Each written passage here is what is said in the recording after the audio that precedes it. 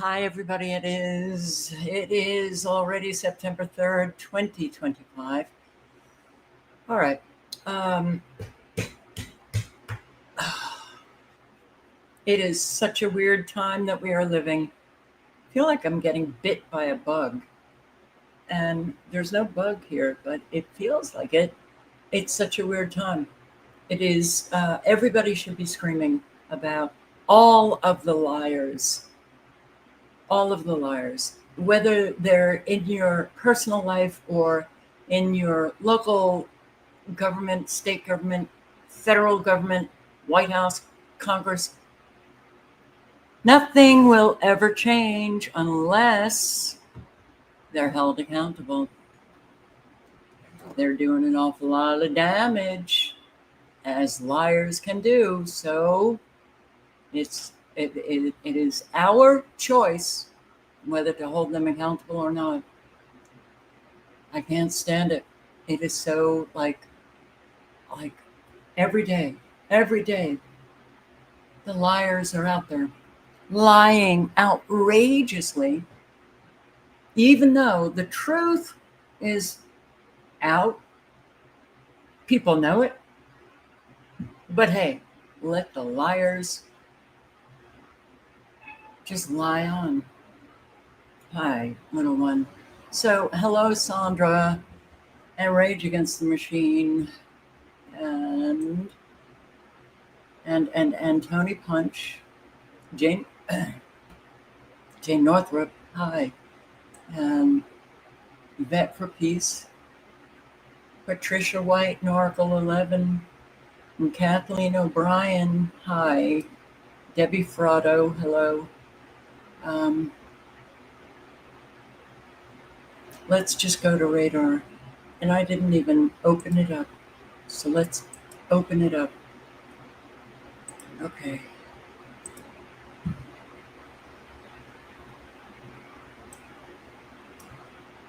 Still going.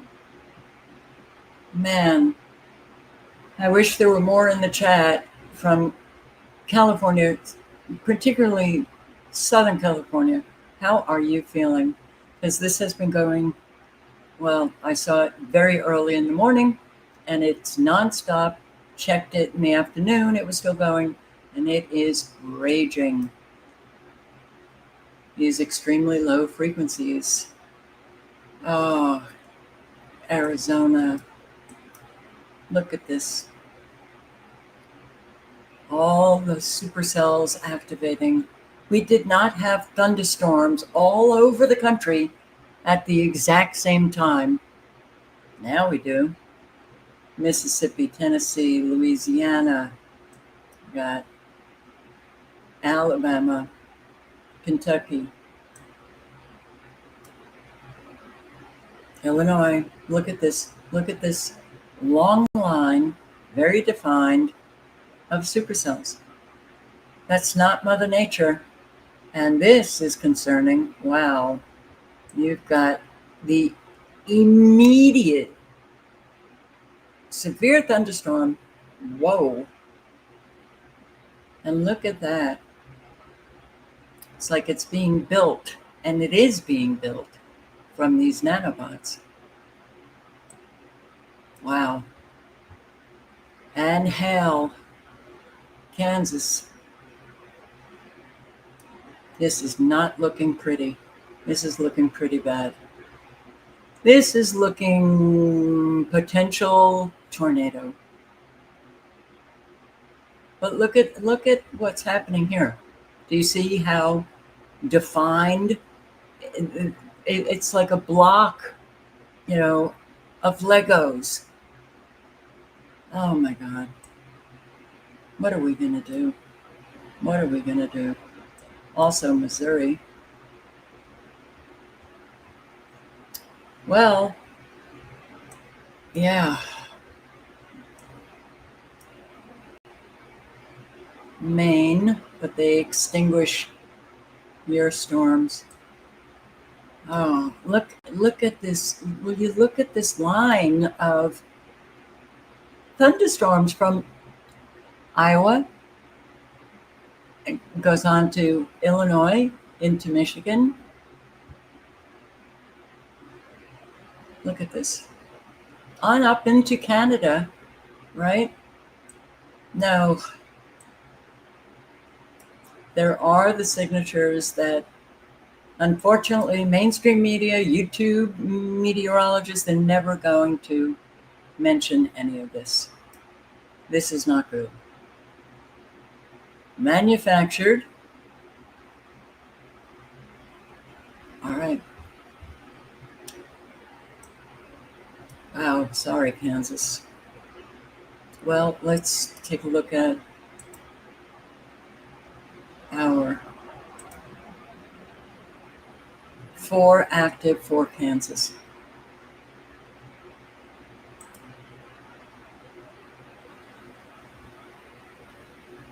Surprised I don't see the symbol for a tornado.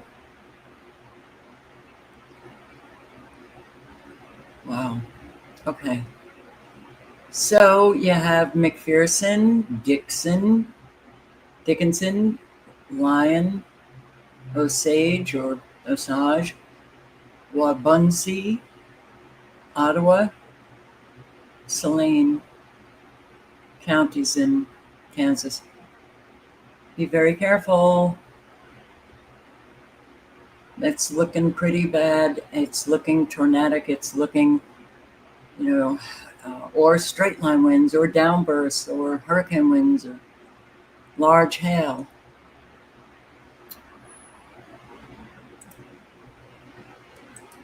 The weather warfare.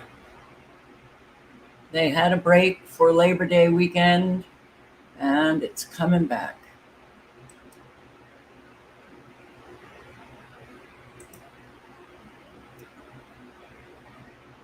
Yeah. Well, you have flash flood warnings, Nevada and Utah, Arizona, and California, all the way down to Nogales, all the way on up to Utah, all the way, Richfield, Fillmore, Redmond, and Salina.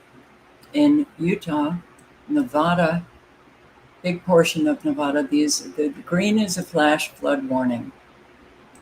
Severe thunderstorm, heavy rainfall, flash flood possible. So,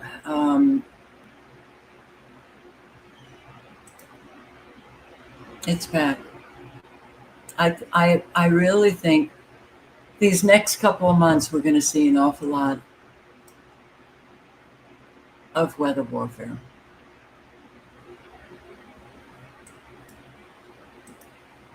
Heat advisory down here in Southern California. Extreme heat, red flag warning for Northern California all the way on up, right on to the border of Canada.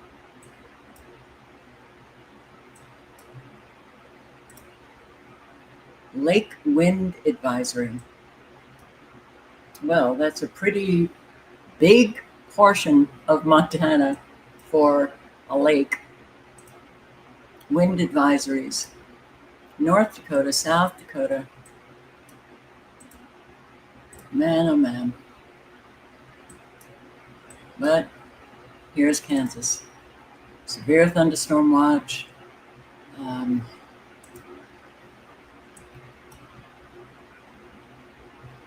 A whole lot of Kansas. So be very careful, guys.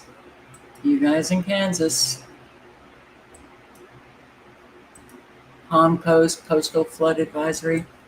All right. So the link is in the chat. You can click on it, and if you're in those colored areas and you want to find more information, just click on the color, click on that right arrow at the top right, and you'll get more information. Silent Walk, hello, Miss Blanche, hi. M is in house, hi. Tony Punch. All right. Well, it's hard watching this, especially when you're just surrounded by a population that is either clueless or clueless but don't want to know. You know, that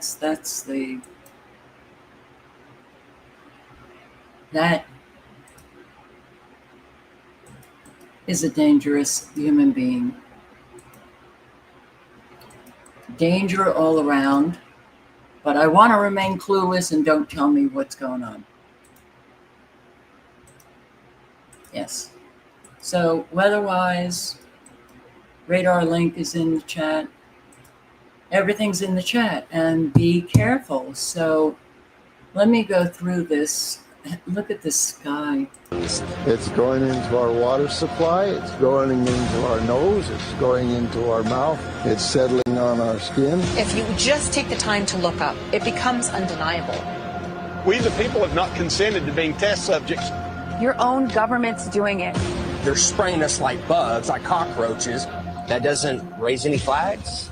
That doesn't make you think? Scratch your head? What's going on? Poof! There's all the aluminum over this concentrated area. You have everyone looking up at the sky. I mean, it's literally over our heads.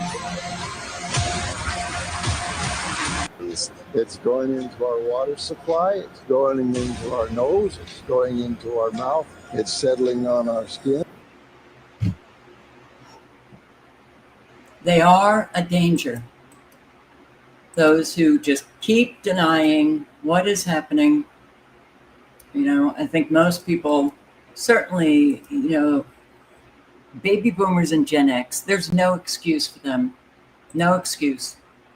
Might be a little bit of an excuse for millennials, certainly Gen Zs, because this is all they know. That's the sky to them. All right.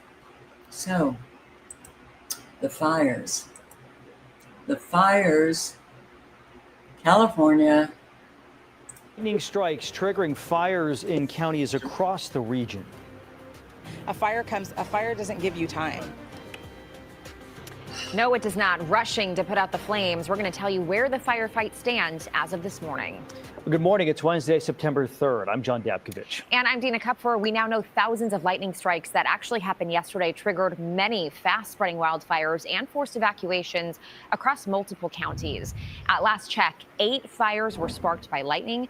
CAL FIRE is calling these fires the TCU September Lightning Complex, which altogether we now know have burned more than 12,000 acres. Stanislaus County, Calaveras County, Tuolumne County, all affected by these fires this morning.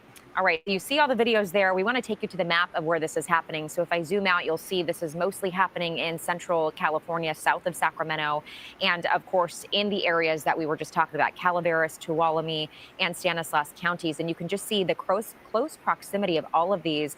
You'll notice the ones that are actually named with a number. So the 2-2, the 2-5, the 2-8, those are all part of this September lightning complex. And we're going to continue to monitor everything that comes out of these this morning. That lightning, really bad, huh? Very bad. Fire says almost 20 square miles have burned in Tuolumne, Calaveras, and Stanislaus counties, and there is no containment. One big challenge for firefighters is the steep and rugged terrain. An all-out assault on the ground and in the air as firefighters battle thousands of acres up in flames in the Sierra foothills, sparked by dry lightning storms with little to no rain. The largest fire is burning 6,400 acres, consuming the historic gold rush town of Chinese Camp, 2 hours southeast of Sacramento. Went home, checked on everything, and I got the word that I needed. I had to grab some things, and I stayed. Evacuations were ordered there yesterday and in 2 neighboring counties as that fire spread. But lifelong resident Salina Moyle stayed behind. Her home is one of the few that still stands. Quiet little place, huh? It'll be pretty quiet now. There's really nothing left. Nothing at all. 9 wildfires in Tuolumne, Calaveras, and Stanislaus counties have combined into the now dubbed TCU September Lightning Complex, burning more than 12,000 acres in total. The growing inferno fanned by strong winds gusting 50 miles an hour and 100-degree temperatures. And we are getting a closer look today at the destruction left behind after the fire swept through the town of Chinese Camp. Reporter Claudette Stefanian walks us through. Even though this fire has ripped through, you'll still have moments like this where suddenly those hot spots will begin to flare up. With that, I want to continue to take you down the roadway to continue to kind of show you the devastation. As you might have noticed, I've had to switch over to a mask because, again, the conditions out here, they're pretty difficult to bear, where it's hard to breathe and it's just really, really strong out here. Taking, again, a look, you can see that in a lot of situations, a lot of what we're seeing here has been reduced to ash. And what you can see is maybe just the frame of what used to be, specifically the situation over there. Taking a look, and of course it just continues and extends from there. As we take a look on over, you can see just damage. Everything's just been burned down from here. Here at home, we saw a few more lightning strikes overnight. This is time-lapse video from our camera on Mount Diablo. Let's get over to First Alert meteorologist Zoe Mintz. Zoe, any more potential? Not good. Chinese Camp. Town's gone. Oh, man.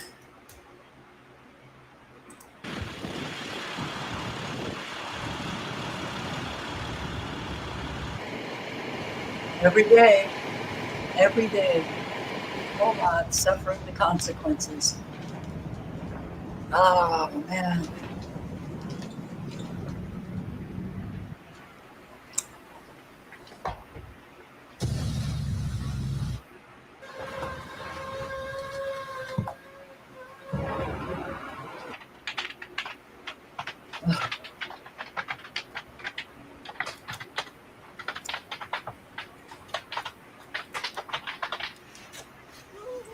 So, wildfire near Yosemite National Park tears through historic Gold Rush town, Chinese Camp.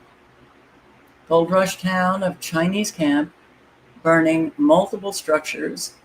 As of Wednesday morning, the fires in Calaveras and Tuolumne, I'm not sure how they just pronounced it, but counties scorched nearly 12,000 acres. As of Wednesday morning, no containment. Chinese Camp, the town, got its name for housing thousands of Chinese immigrants who arrived to mine gold in 1849. And many of the wooden frame buildings were abandoned. The post office, originally built in 1854, was still being used. Wow. So yeah, more and more. Hollywood Hills. This was 19 hours, so yesterday. Hollywood Hills has a brush fire. Well, good evening, everybody, and thank you for joining us on the web. If you don't know Hollywood Hills, it's it's hills and a whole lot of very expensive homes. Brush fire there. I mean, how does this stuff start? This is Gil Davis up in Sky 5 along with my pilot Jim Pollard. We are over a brush fire here in the Hollywood Hills. This is the 2100 block of Sunset Plaza Drive. This fire breaking out around 6:40 this evening. That's when fire department got the call of this fire starting here on this hillside. I can tell you that a couple of homes were threatened. In fact, this one on the top of the hill, the fire burned right up to the backyard. We're seeing what looked like possibly a sprinkler that was going off here. It might be a fire suppression device actually for that property, but you see a lot of smoke around that home right now. I can tell you that there is at least one helicopter from LA City Fire overhead. Here it comes in right now. Looks like it's going to be possibly making a water drop on that brush on that hillside. We'll see what they. So this is a fire. This is a fire. That's a fire. I didn't know brush fires just were in so many different places. At least one helicopter from LA City Fire overhead.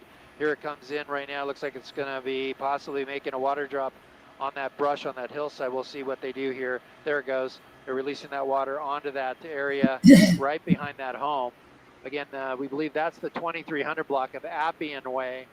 And you can see some of the open flames there in the brush still on fire, although the fire department is saying it's burned about a quarter acre and they've stopped forward progress on this fire itself.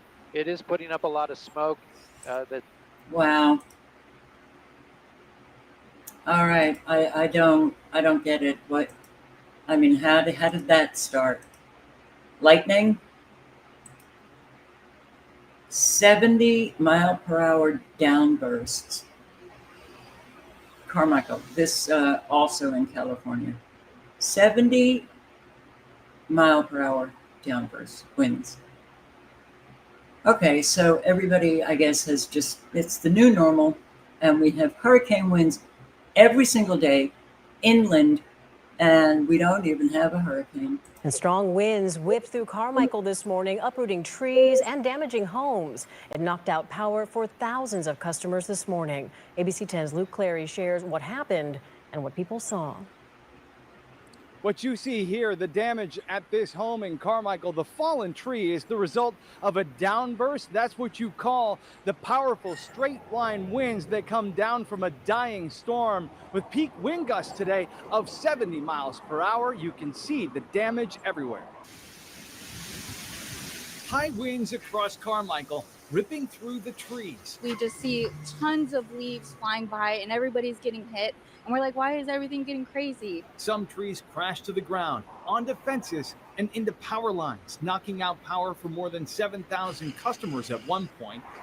And Sacramento County says 11 traffic signals went dark, including this one on Winding Way.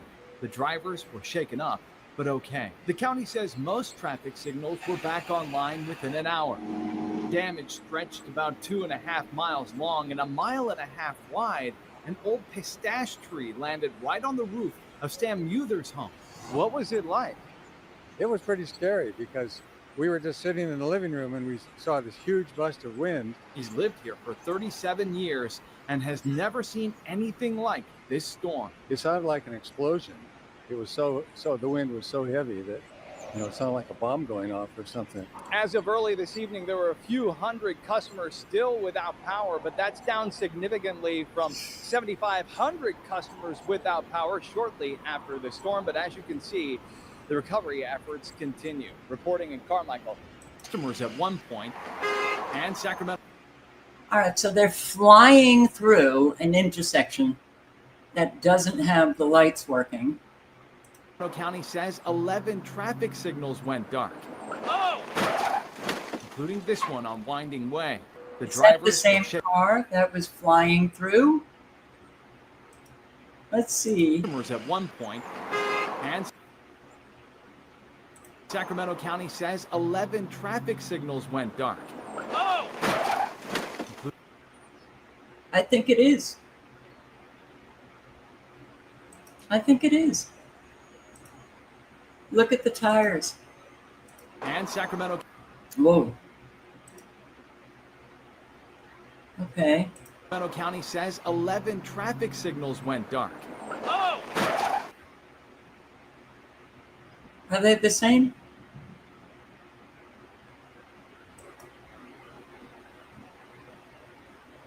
Maybe not.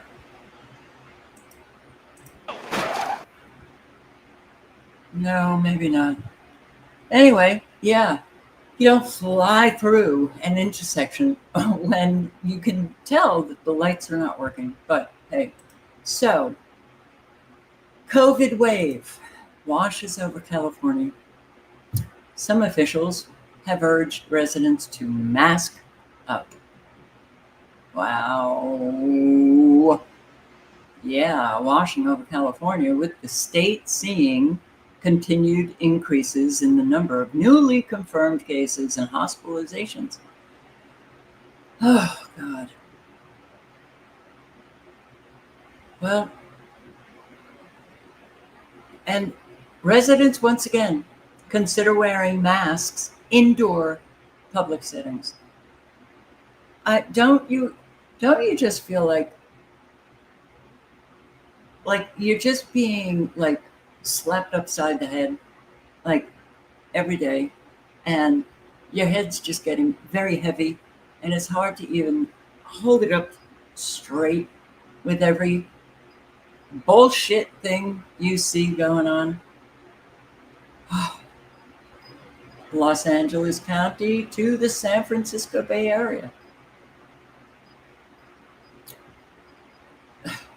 High coronavirus levels in the sewage. In the sewage. They're testing the sewage.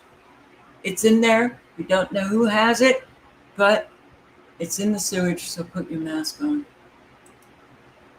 Farmers are going down all over the country. Arkansas farmers. Oh, good evening to you. We begin tonight with hundreds of struggling Arkansas farmers pleading for emergency federal funding amid a farm economy crisis. Channel 7's Andrew Mobley attended a meeting between farmers and federal officials earlier today in Brookland in northeast Arkansas and has more tonight. Andrew. Almost everything that could go wrong for Arkansas farmers did go wrong this year. And it's so bad that many are facing bankruptcy or even the closure of farms that have been passed down for generations. A dismal global market and plunging commodity prices mean there's little to no hope of breaking even for many farmers, even as sky-high input costs rise because of inflation and now tariffs. Not to mention bad weather earlier in the year. This time last year, the rice price was about 40% higher than it is now. The inputs costs have gone up, so after a horrible year last year where most farmers in Arkansas Delta lost money, this year's going to be worse. Though President Trump's big beautiful bill provided a much needed update to safety net subsidies for farmers, they won't see those federal dollars until late next year, by which time some... Oh, so in the big beautiful bill, there were subsidies for farmers that begin late 2026. That's helpful, isn't it? So we see so many filing for bankruptcy. We see farmers killing themselves, but we're just going to wait until late 2026. Our government is so making America great again, isn't it? Republican farmer in Florida is finding out the hard way. W is a lifelong strawberry farmer in Central Florida and a proud supporter. He lives in a deeply conservative area where stupid flags fly in the heat and stupid stickers cover just about every single mailbox. But now, W is quietly admitting that something's wrong because the immigration policies that he voted for, they're now destroying his farm. W says he supports the president, but he's struggling to stay afloat. And like most farmers, he relies on migrant labor, the exact kind of labor that's now disappearing thanks to the harsh immigration crackdowns from the guy he voted for. A lot of workers have left, the rest are hiding, and W says he's been forced to cut back because he doesn't have the workforce anymore. He used to hire a mix of undocumented workers and H-2A visa holders, but with the understandable fear of deportation growing and the cost of H-2A workers going up, he's stuck. He can't afford to bring in more help, and he won't risk hiring undocumented workers anymore. It's like, W, it's time to pack it up. If your farm needs cheap labor to survive, your farm shouldn't be around anymore. And of course, W says there needs to be an easier path to legalization for longtime immigrant workers.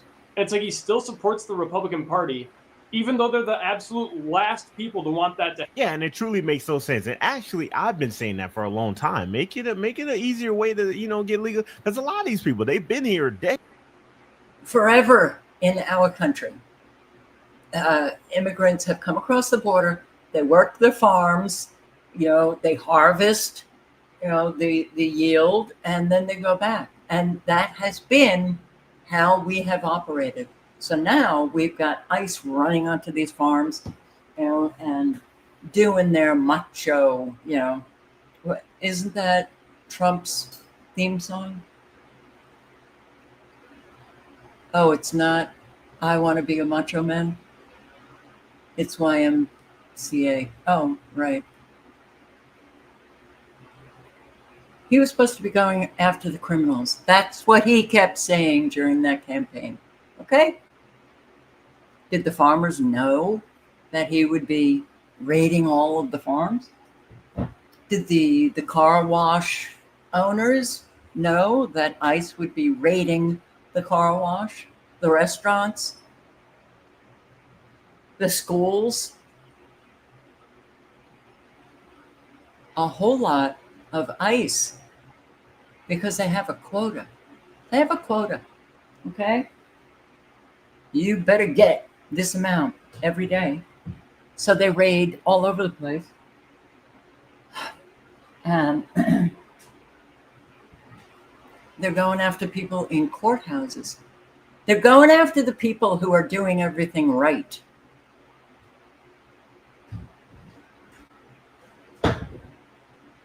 And in the meantime, it screws the Americans who own the farms and the restaurants and the car washes and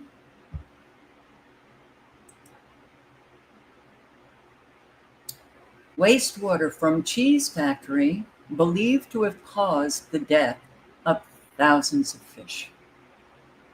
What caused a massive fish kill in Ishaway Creek near Franklinville in Cattaraugus County? The Department of Environmental Conservation says a local company, Great Lakes Cheese, is to blame. The state says the wastewater from that plant, which is supposed to be somewhat clean when it dumps into the creek, killed tens of thousands of fish and other animals.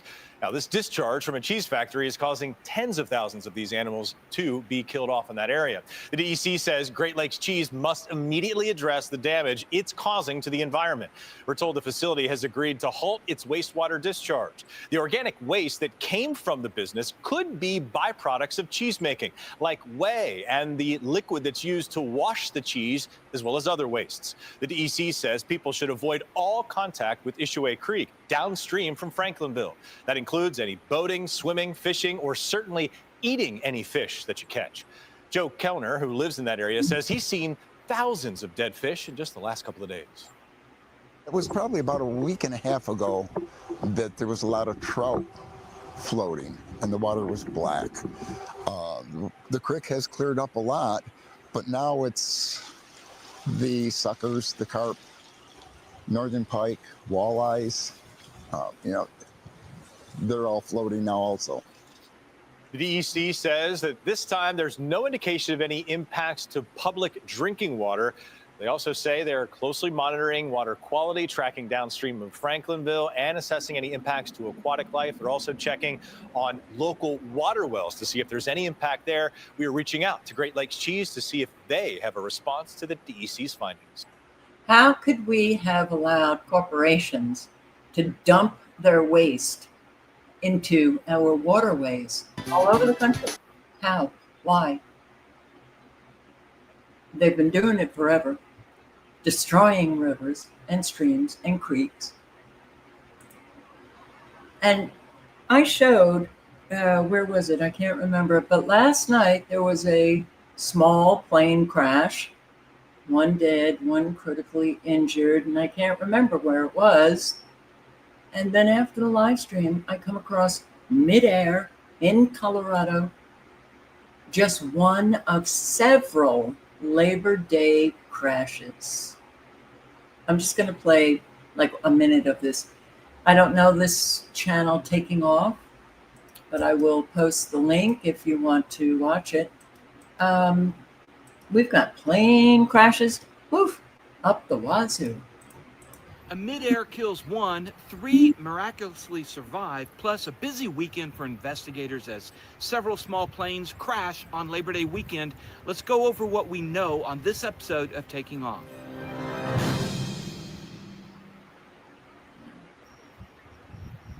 Hi, I'm Dan Milliken, and I'm out visiting family.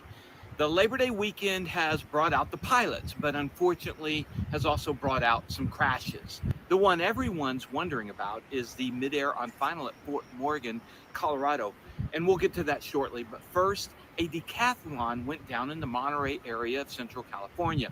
The 1999 small two-seater airplane is popular with pilots. In addition to some flight training, the decathlon is sturdy, fuel injected, and can do some aerobatics. It's perfect for pilots looking for some fun in the sky.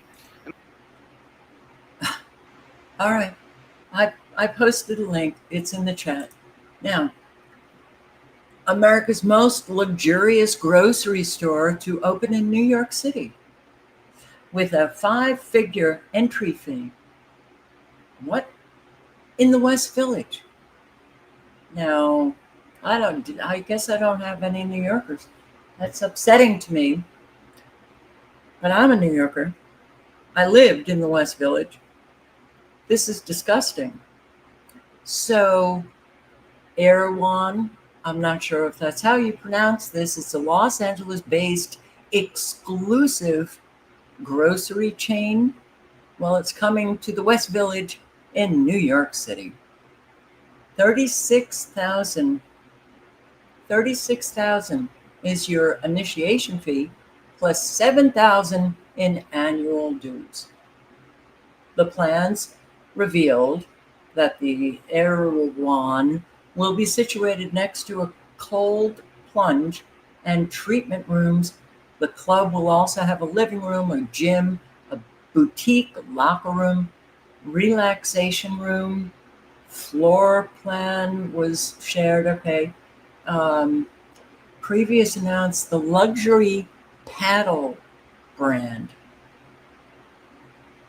And I think it's paddle.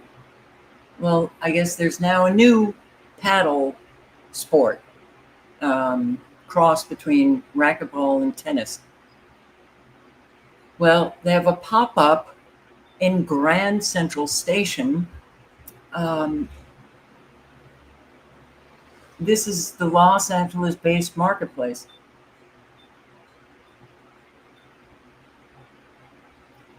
Okie dokie. It's known for its expensive prices and high-profile celebrity collaborations. All right. To celebrate its upcoming launch, we have built a paddle court inside Vanderbilt Hall at Grand Central Terminal for guests to have a chance to play at no cost. So this game,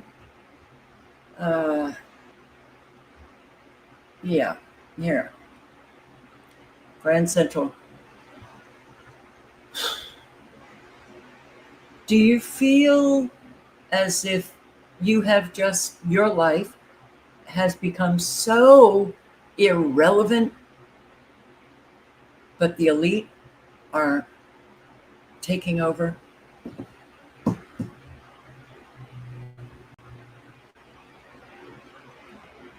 There was a plan to have a rooftop bar and club, but the locals got pissed. The residents have been very pissed.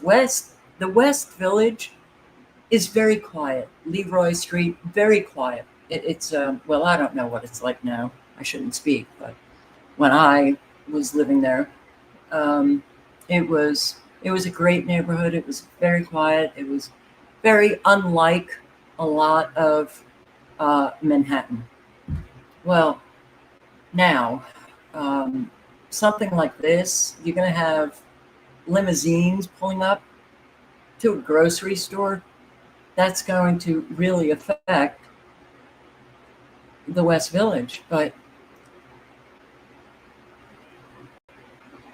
the ordinary, we're just being killed off. And Costco? Big changes in store at Costco. Starting this week, the company is going to begin a policy of giving executive members an exclusive shopping hour in the morning. Kind of a VIP hour, so to speak. Savannah Welch is live at the Seattle location on 4th Avenue. Savannah, there's been a lot of people talking about this online. It's pretty controversial. Some people say this is a great idea. Others say they feel like this is unfair. Yeah, Mimi, some shoppers are pushing back, saying Costco is favoring its premium members and thus leaving the rest of its customers behind in the wake of all of this. The changes kicked in yesterday with Costco closed, though, for Labor Day. Most customers will notice it starting today. Executive members who pay $130 a year get early access now from 9 to 10 a.m. on weekdays and Sundays, and from 9 to 9:30 a.m. on Saturdays.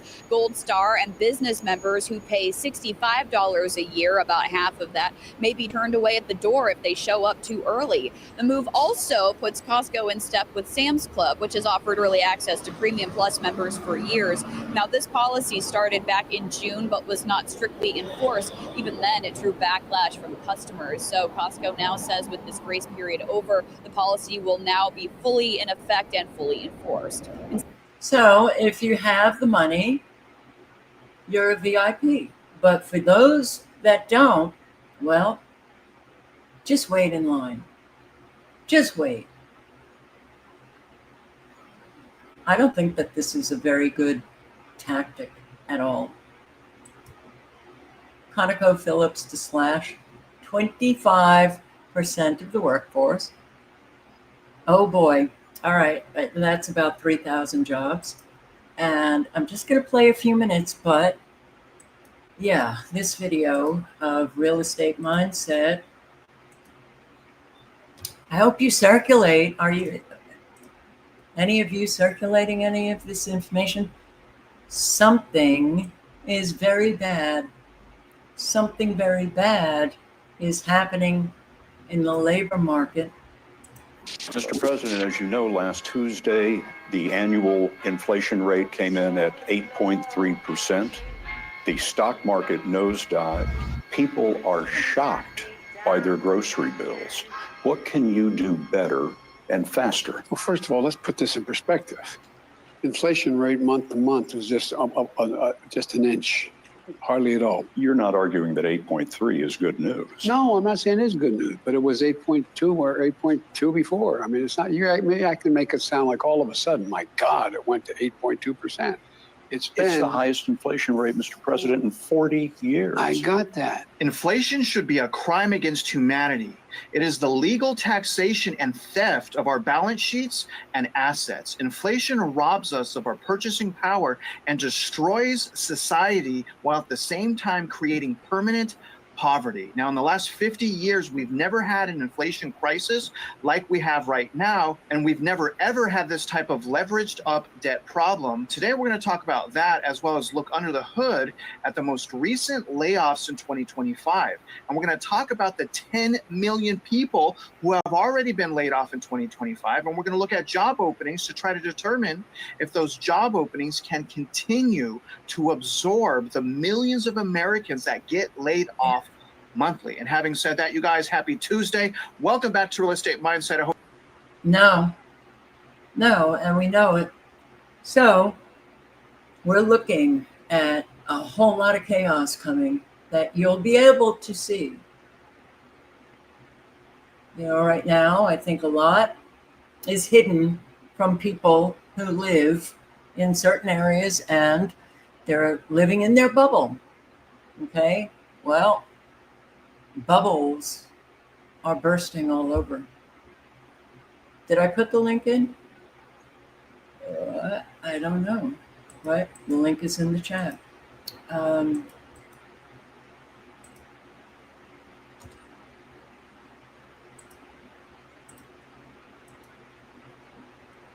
And yeah, London, I mean, the UK, all Western nations are going down.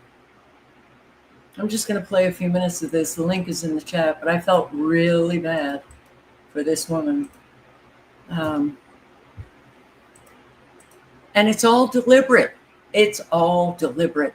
It's purposeful. It's intentional. There's so few of them. There's so many of us. Do we need to rise? Absolutely. Will we? No. Hey, how you doing? Pints are still being poured, but profits are poor. It's a difficult game at the moment. What are the main problems for you as a pub landlady? Everything is very expensive at the moment. So from electricity bills to tax, the business rates have recently gone up, which is a bit of a kick in the teeth when we're trying to get back on our feet. We're at the old Ivy House in Clerkenwell, central London, where keeping the doors open is a daily challenge. So we took this pub over 3 years ago, so it was post-COVID, but there's still a massive hangover in attitude from punters. People don't just sit in the pub all day anymore like they used to. If the football game's on, they'll come for 1 pint rather than 5. A lot of people don't drink anymore, younger people especially, so we have to constantly try and make our offering available to as many people as possible. And the problem is even worse on Old Kent Road. This used to be a proper hub for pubs. Back in Victorian times, there used to be 37 of them on this road. But if you walk down it today, you'll only find 2. Oh, it's so sad what's happening, and it's so maddening because we know what it's about. So lawmakers return after their 1 month long vacation paid for by us. We're so generous. Well, they return, and what's going on? Once again, oops, close it down, shut it down.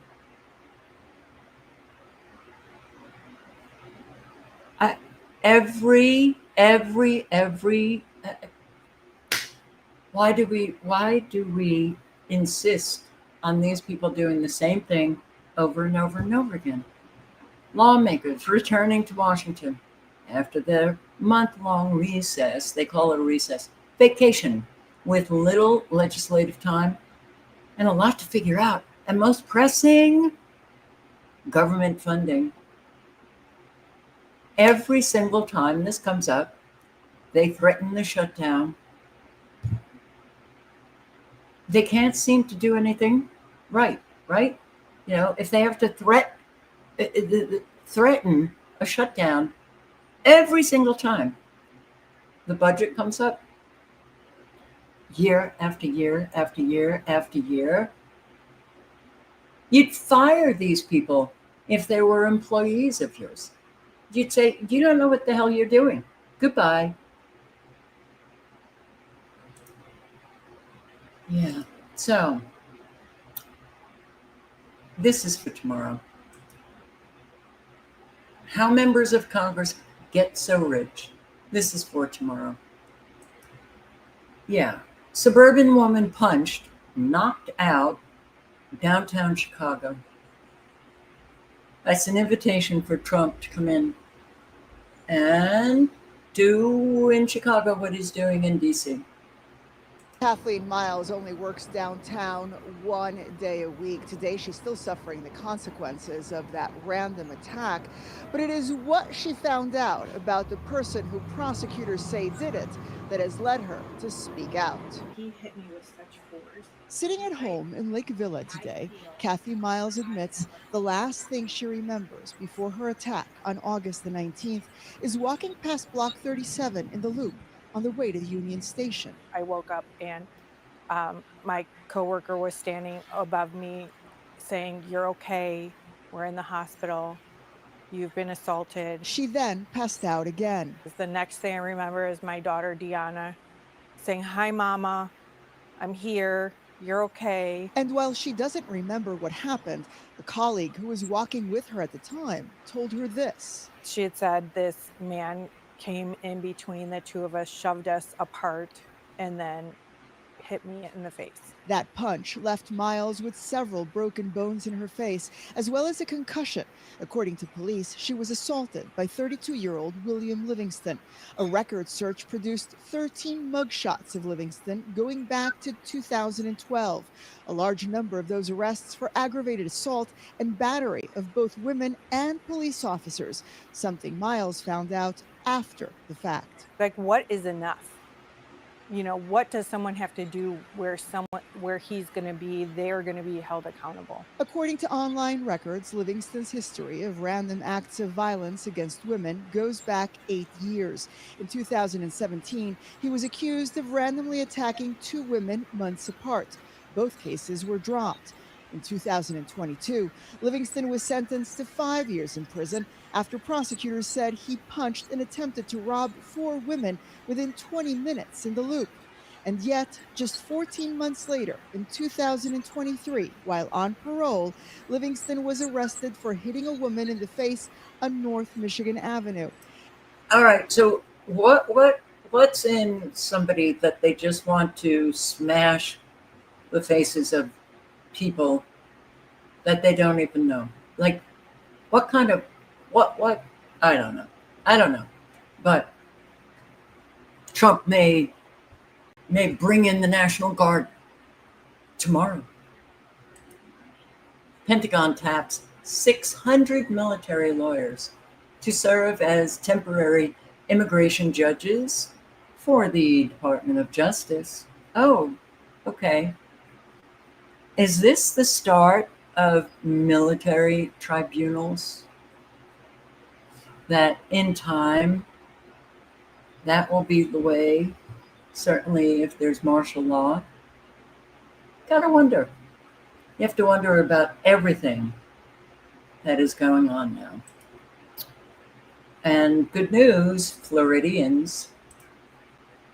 Myself a Floridian than I am today because DeSantis and the Florida Surgeon General, Dr. Joseph Lombardo, just announced that they are ending all vaccine mandates in the entire state.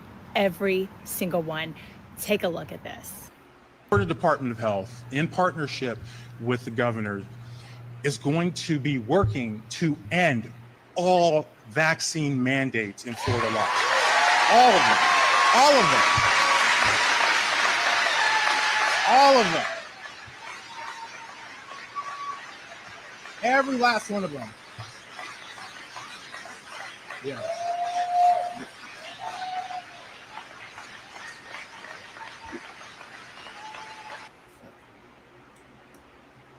Sorry. Yeah. Every last one of them. All of them. Every last one of them is wrong and drips with disdain and slavery. Who am I as a government or anyone else, or who am I as a man standing here now to tell you what you should put in your body? Best news ever. I like that. I like that Surgeon General for Florida.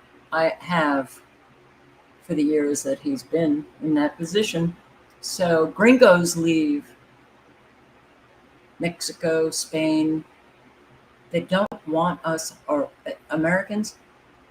There's going to be an awful lot, I think, more countries where they just say gringos or Americans, get the hell out. Just like they're doing with the Israelis. Yeah. So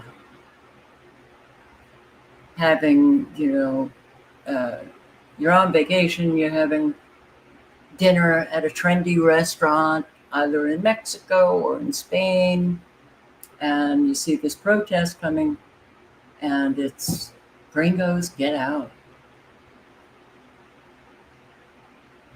We're not liked. We're not liked anymore. I think a lot of people had difficulty with Americans because of the arrogance, because of our, thinking that we were exceptional and everybody else was beneath us. But now, they have no problem showing their disdain for us. And comedy writer, this is amazing. Our free democracies. I'm sure a lot of you heard about this. It was open for me to go over last night, but time gets away from me. But here, just a few minutes. Everybody should be screaming. No, we don't. No, this is not how we operate. It is not how we want to operate. So all of you in government, get the hell out. protesting, carrying flags. Yeah, we need to really do something different.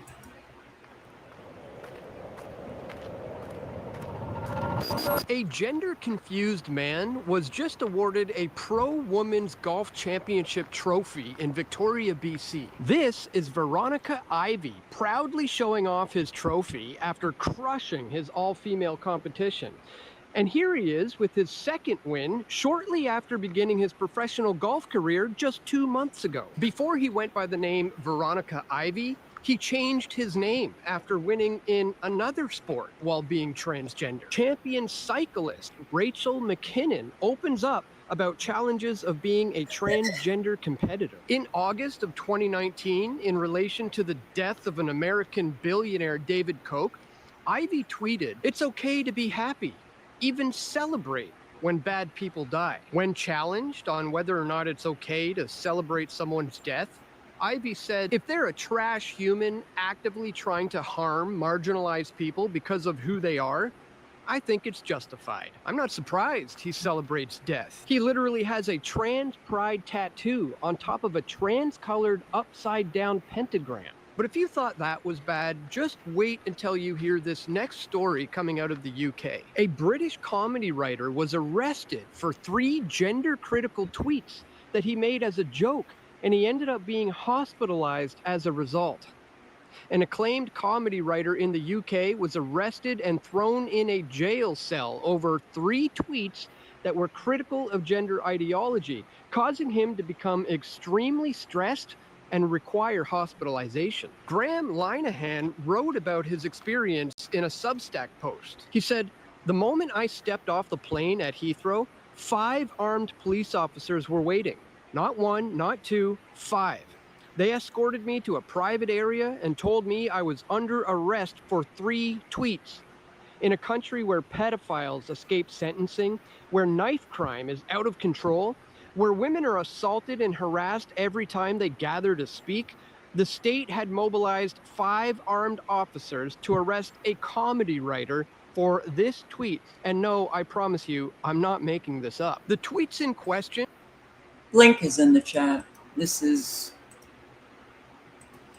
Yeah, welcome to our new world, where tyranny, they always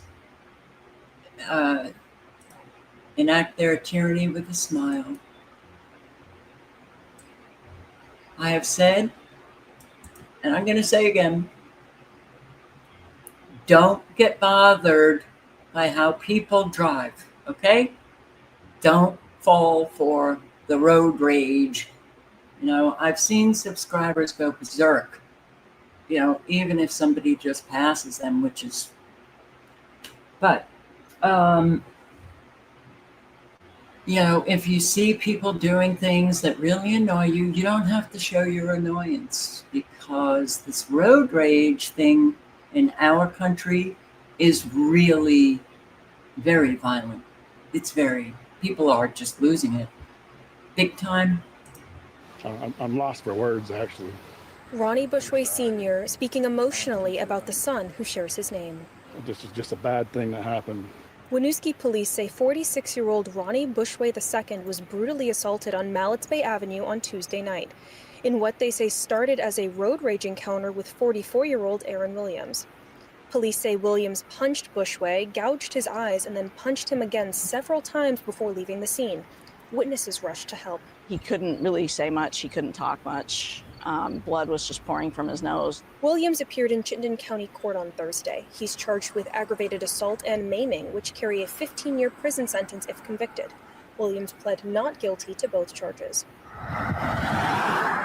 Bushway was taken to the hospital and underwent 2 major eye surgeries.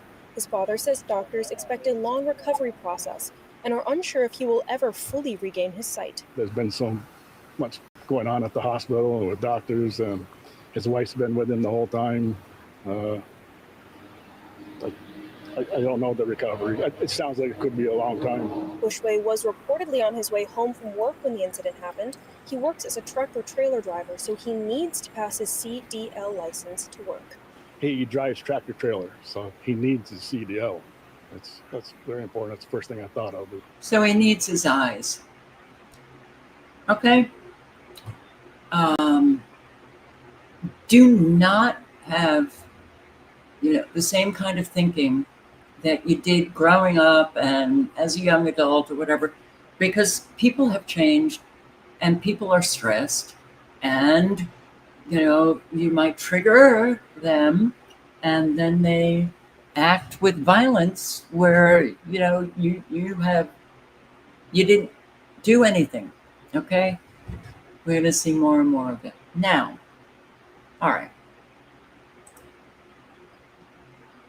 well, we'll start with this, and this is Haaretz, the right. It's kind of like the Fox News of Israel. Haaretz, a new Israel Democracy Institute survey reveals 64.5% of Israelis, including half of the surveyed Netanyahu's Likud voters, favor a ceasefire and hostage deal that includes IDF withdrawal from Gaza. That's a huge change. That's a huge, huge change. So, there's a high percentage of Americans that are not happy with what's going on in Gaza. But unless we start screaming, nothing's going to happen. U.S. lets an Israeli pedo go free, but arrests Anthony Aguilar for exposing the slaughterhouse. Okay, I, on a live stream, had included an interview with Anthony Aguilar, who is an American, and he's a whistleblower on what was happening with this humanitarian aid that Americans and the IDF are over there shooting the Palestinians when they go for the aid. Okay. He's been arrested. He's been arrested. USA, USA, USA. We have turned. We've turned the corner, and we're now on the highway towards, a tyranny on steroids that none of us are going to like. The arresting of 2 military war veterans, Captain Josephine Gilbo and Lieutenant Colonel Anthony Aguilar. They are complicit in the of babies. When the United States Congress comes after veterans, they will come after you. Every American sitting at home right now needs to realize that you are paying for it. Take it home. Rise up, America, rise up. It is time to take back this country from these corrupt politicians. It is time. It is beyond time. Thank you for your service. This G-side has been going on for almost 2 years now, everybody. And on behalf of Blue State, rather than stopping a G-side, they would rather arrest our own military veterans. A foreign country has way too much control over us. And it's not...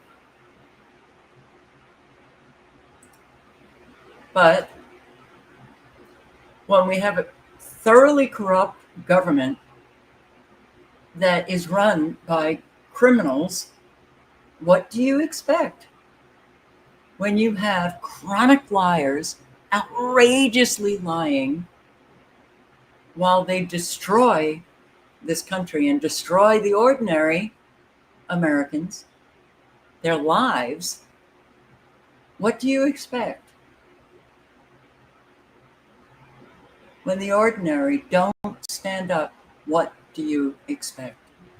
Just more and more tyranny. So the Epstein files, right? Okay.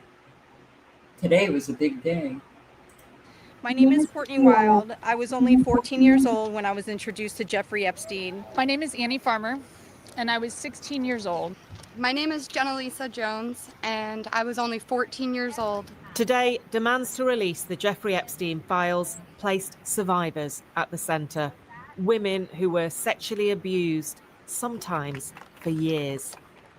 My name is Anushka DiGiorgio, and I stand before you today as a survivor of both Jeffrey Epstein and Ghislaine Maxwell.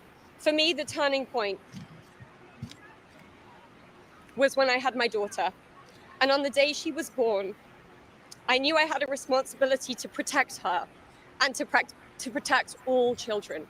This scandal now goes to the heart of American politics. He bragged about his powerful friends, including our current president, Donald Trump. It was his biggest brag, actually.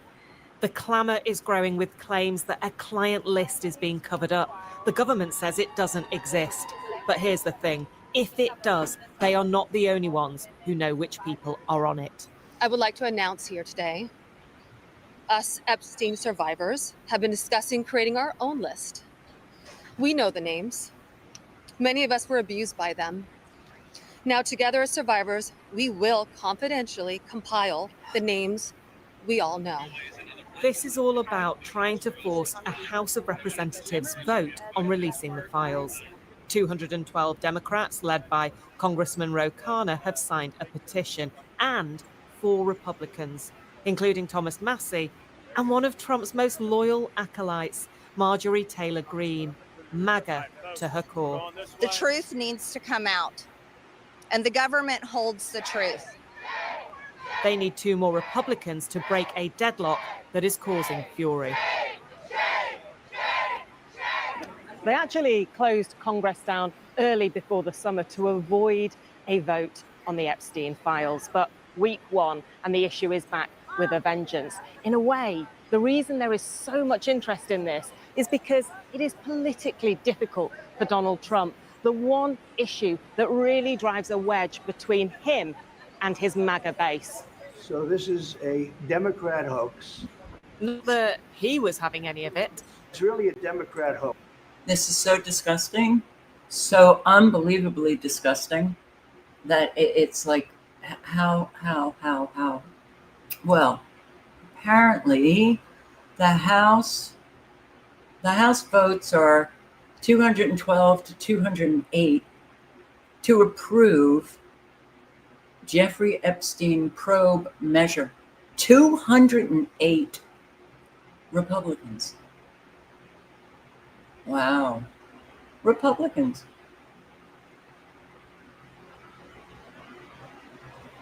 Okay.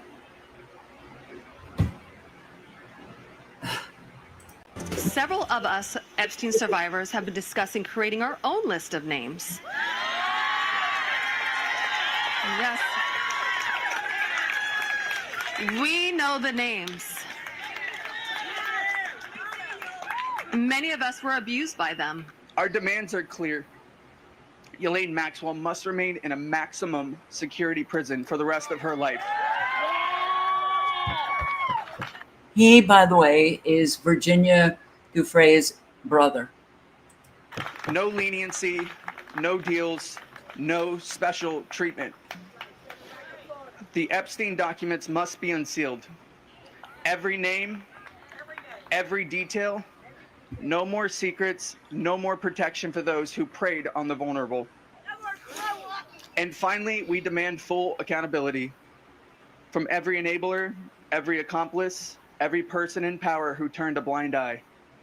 The justice system was not designed to serve the powerful. It was meant to protect the people. I was just one of the many young women trapped in his orbit. I was even taken on a trip to Africa with former President Bill Clinton. Okay. Now, this is an opportunity to really demand accountability here. The red team is very important. Very important now. You turn your back on Trump. You turn your back on Trump. You no more support. And, well, unfortunately, the Republicans in Congress, they're just, hey, you know, a whole lot of them kill the kids, kill the children, and, you know, blow them up in Gaza. And blow up everybody all over the world, for that matter. Venezuela, yeah, let's invade Venezuela.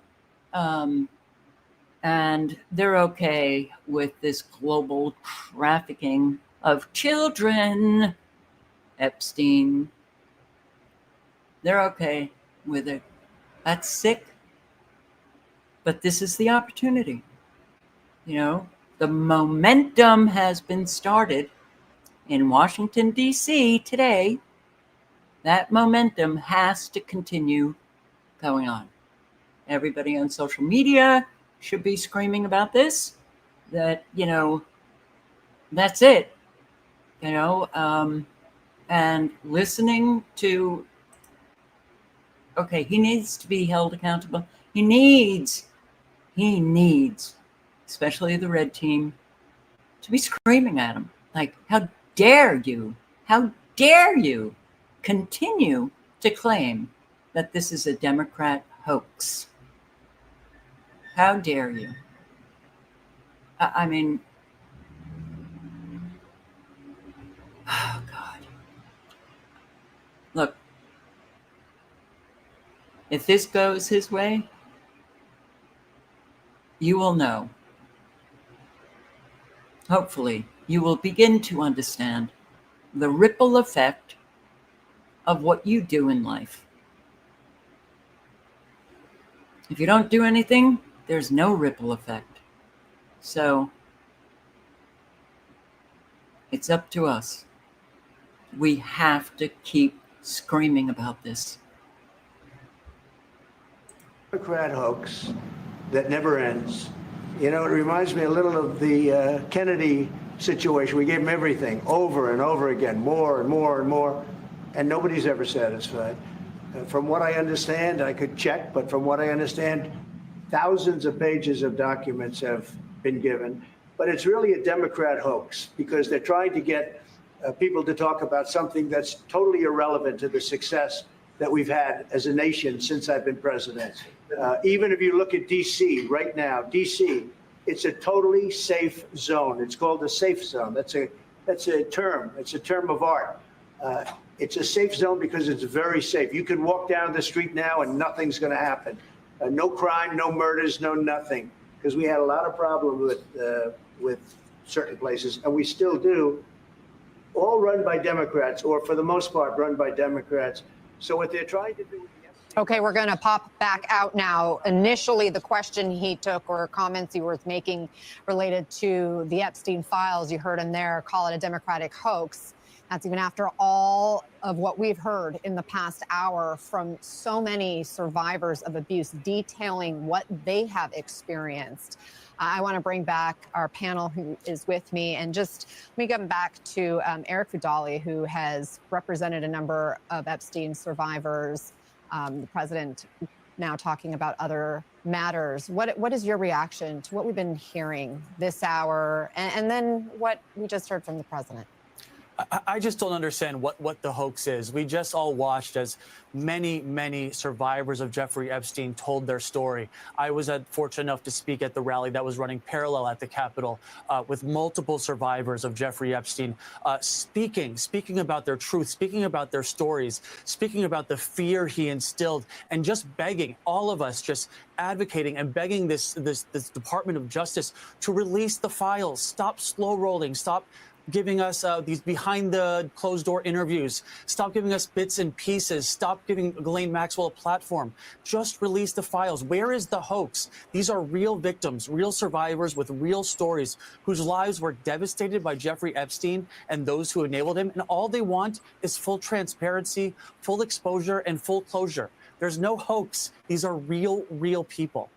Yeah, Lisa, some of these women, as we mentioned, are speaking out for the first time today, telling their stories. It's got to be so incredibly difficult to relive the trauma, to put themselves out there. One of these women is Marina Lacerda, who was previously identified as minor number 1 in court documents. What more did we learn? Marina Lacerda.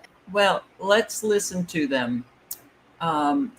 So he's calling it a hoax, a Democrat hoax, because I guess he doesn't want anybody focusing on the huge success that he has brought to this country when he has, in the months that he's been president, he has, wow, the massive destruction that he has brought to this country is phenomenal. We haven't seen the speed of destruction like we've seen with Trump. Okay, it's a massive success, and no other president. I don't know if you heard that with what he was saying. No other president has been so successful. He's such a narcissist that it's so sickening to listen to. You only have to talk about the positive with Trump, and if you don't, that's it. So that's a massive problem. That's a big problem. The red team, hey, you got a big problem there. And if you're supporting him, I'm sorry, you're on the evil side. You are not on the side of good at all. You're not on the side of making this country great. It's never been great. So I don't say again, but, I don't understand. I don't understand how we could still be here.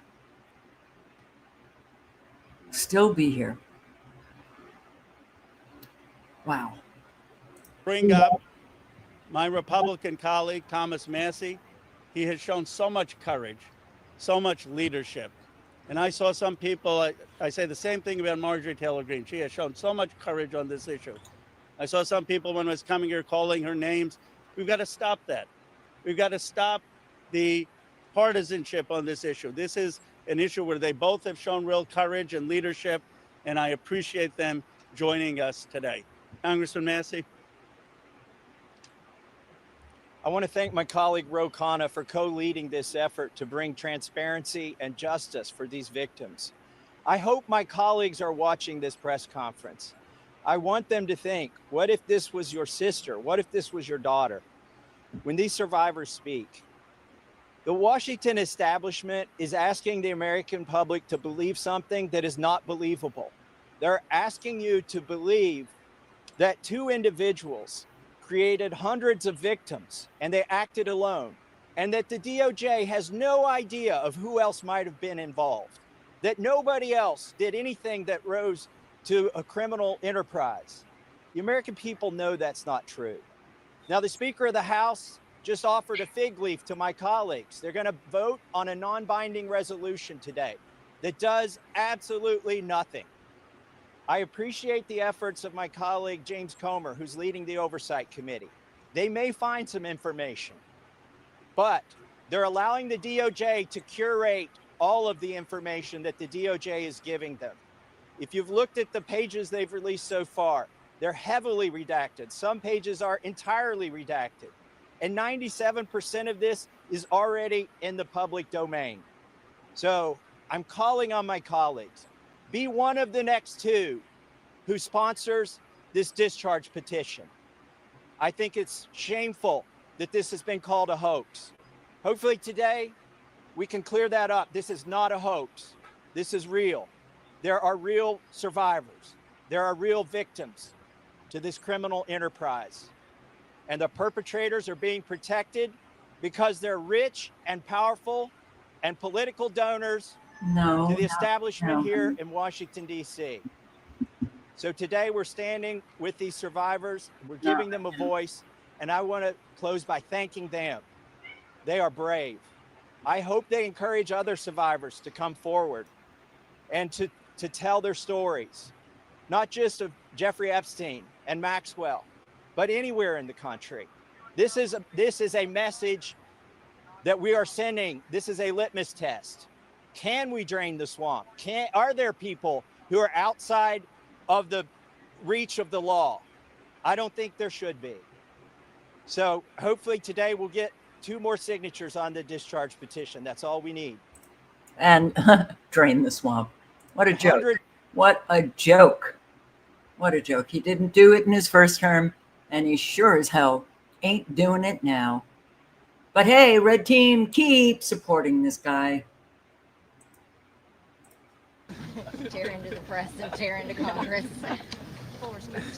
Hi there, my name is Lisa Phillips, and I'm the host of a award-nominated podcast called From Now On, a platform supporting survivors. I want to thank all of my survivor sisters who came before me today. I'll be very short. In the year 2000, I was taken to Jeffrey Epstein's island while on a photo shoot on a nearby island. Who I saw and what I experienced there was a glimpse into a very dark and disturbing world. For years after, I tried to avoid Jeffrey, but he had introduced me to Katie Ford, the owner of the Ford Modeling Agency. Epstein's reach went to the very top of fashion, arts, and entertainment. This did not just happen to underage girls in Florida. In New York City, hundreds of young, ambitious women were abused by him. Epstein was not just a serial predator, he was an international human trafficker. And many around him knew, many participated, and many profited. And yet he was protected. So I stand here today for every woman who has been silenced, exploited, and dismissed. We are not asking for pity. We are here demanding accountability, and I'm demanding justice. Congress must choose. Will you continue to protect predators, or will you finally protect survivors? And also, I would like to announce here today, us Epstein survivors have been discussing creating our own list. We know the names. Many of us were abused by them. Now, together as survivors, we will confidentially compile the names we all know who were regularly in the Epstein world. And it will be done by survivors and for survivors. No one else is involved. Stay tuned for more details.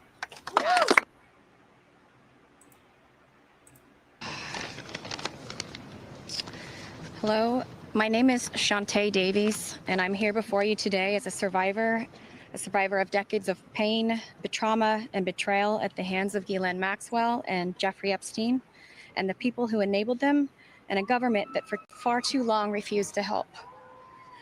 In 2002, I was living in California, a young woman with high aspirations of becoming an actress. I was already beginning to make a name for myself in the industry. A person I trusted, someone I thought was a friend, invited me to meet a powerful woman who could help advance my career. That woman happened to be Ghislaine Maxwell. I was asked to give her a massage, though I had almost no experience, and when I did, she praised me and promised introductions to someone enormously powerful, someone who could change the course of my life, and that man was Jeffrey Epstein. At first, I was an excited young woman on top of the world. Epstein flew me to his private island. He listened to my dreams, promised to help, but his promises came with a catch. The abuse began. He told me to keep it secret. He manipulated me with quid pro quo I did not consent to, but I felt I had no one to turn to. He was too powerful.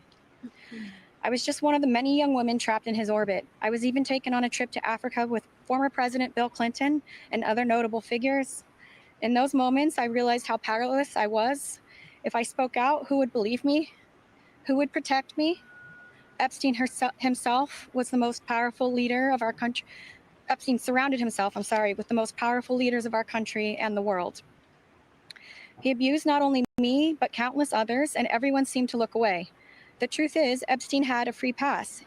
He bragged about his powerful friends, including our current president, Donald Trump. It was his biggest brag, actually.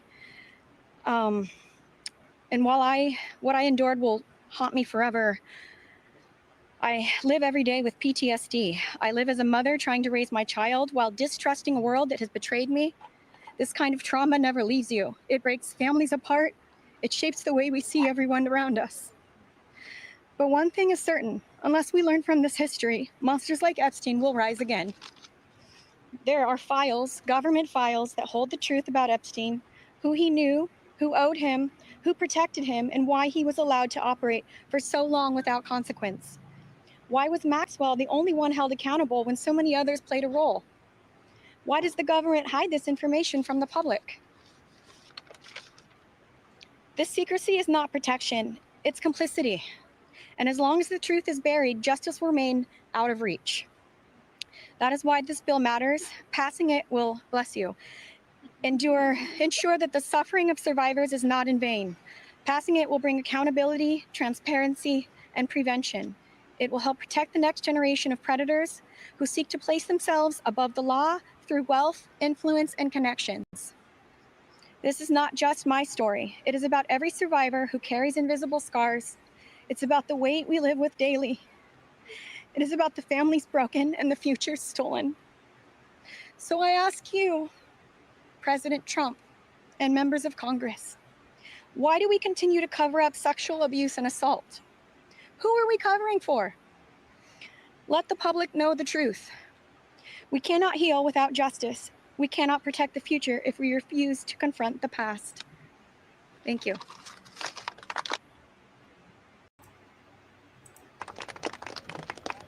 Good morning. My name is Anushka DeGiorgio, and I stand before you today as a survivor of both Jeffrey Epstein and Ghislaine Maxwell.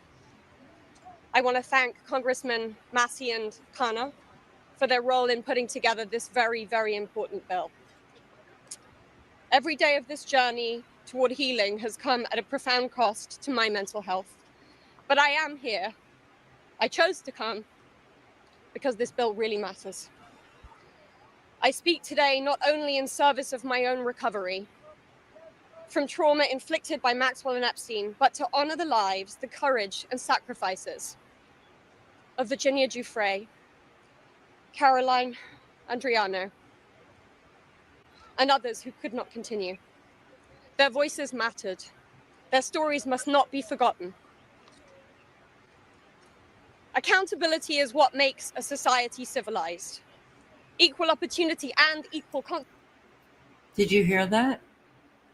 Did you hear that? Accountability makes a society civilized. Yeah, it does. It does. And for my 66 years here as an American, we have not been civilized. That was a profound statement, short, few words that everybody should really, focus on, consider, reflect on.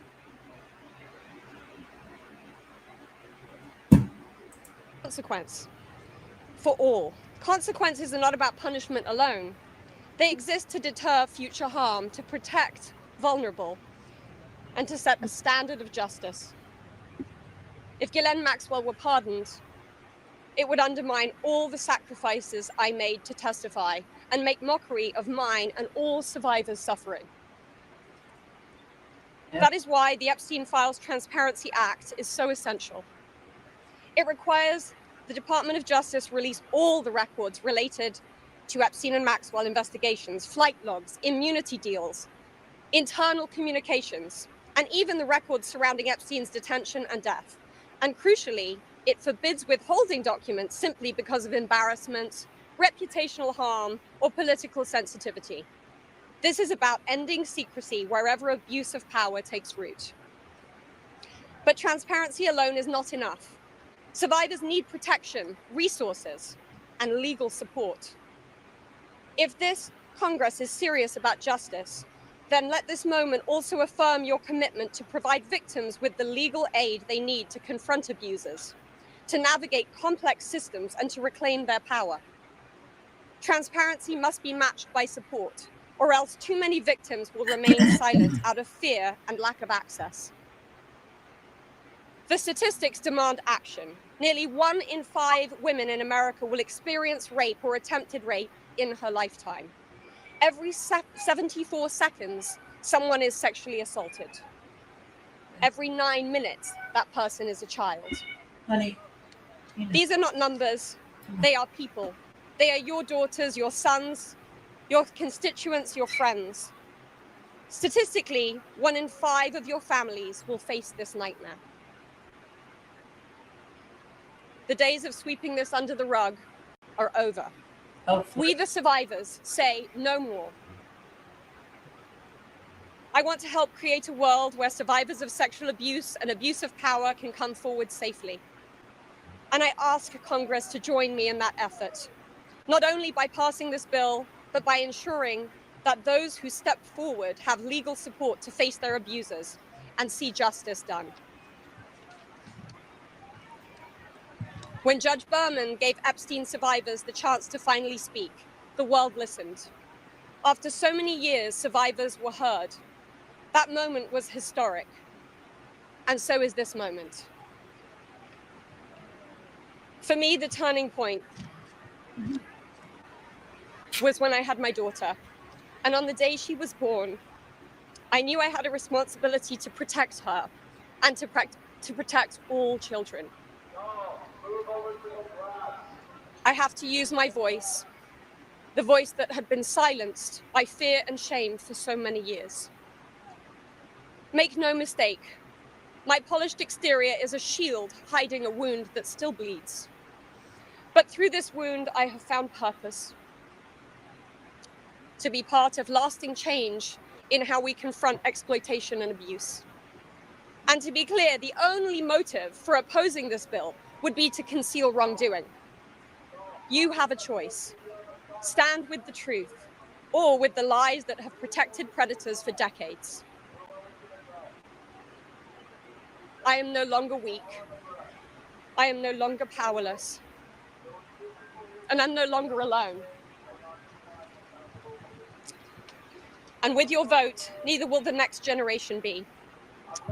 President Trump, you have so much influence and power in this situation. Please use that influence and power to help us, because we need it now and this country needs it now. Thank you.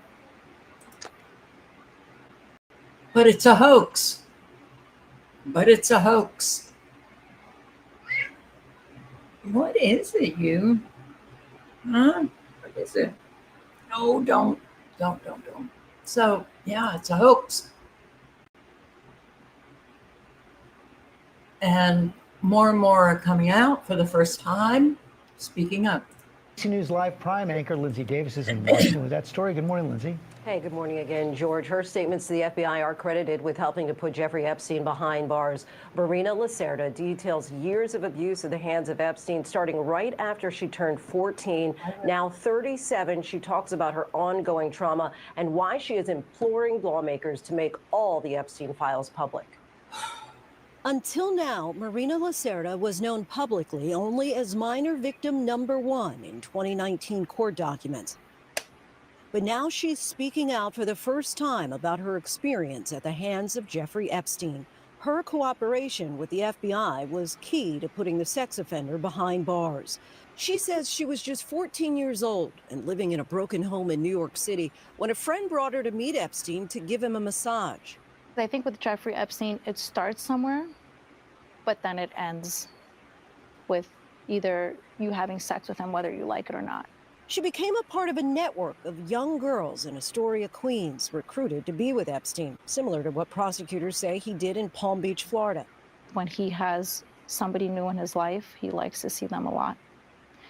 So I went there a whole bunch of times, and, it led to, unfortunately, he forced me to have sex with him, basically. Lacerda says she was paid thousands of dollars and that as a young immigrant from Brazil, she says she believed being associated with a financier could lead to better opportunities. It never happened, obviously, because it came to a point when I was, I'd say 16 and a half or 17. He didn't want me anymore. He was just like, you're too old. He said that? He's like, you're too old. I don't want you anymore. Epstein was arrested in 2019 and charged with conspiracy and child sex trafficking, but died by suicide a month later while in custody awaiting trial. To your knowledge, you never came across other adults who may have thought, it's really strange that there's this 14-year-old girl here. We had the secretary, right, that would give me money if I needed. At times, I would pass by his office. His driver, or I guess his bodyguard, I don't know who he was, he delivered furniture to the house. The maids sometimes would be there. I would be hanging out in the kitchen. In 2008, during the FBI's first investigation of Epstein, agents arrived at her door. was living with, roommates that were like around my age, 17, 18 at the time. And I was like, well, I have to call Jeffrey. What am I going to do? Lacerda says that she called Epstein, who hired an attorney for her, and she never heard anything further about the case. It was in 2019 that the FBI spoke to Lacerda again, and this time her statements to the FBI helped them build a case against Epstein. Do you feel some relief, some pride that there was this direct line in ultimately him getting arrested? I would have felt much better today speaking if I was able to speak in 2008. If they would have gave me the chance to speak, these women would not have been through this. Now a mother, Lacerda says in the days before traveling to Capitol Hill, she pushed herself to share her story with her own daughter, hoping to set an example for the next generation. I did tell her, and that was tough. But she's so little and so naive. She's like, she's like, Mom, you're such a badass.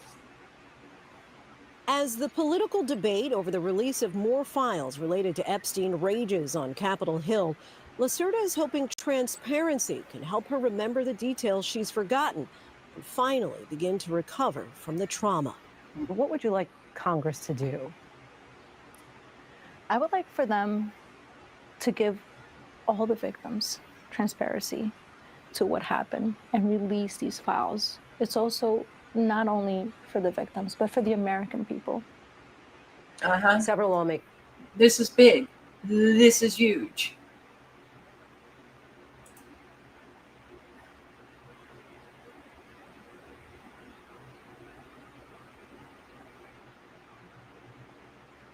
And here, there are so many, but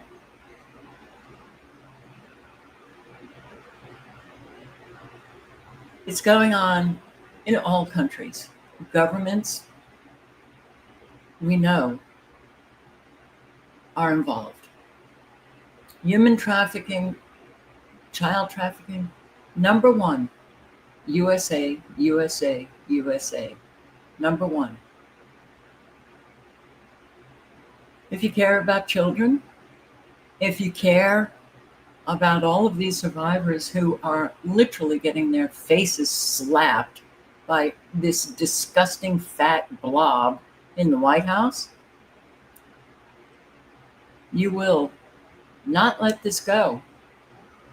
Tell others. But unfortunately, Americans really don't care about anything except their own little life, most.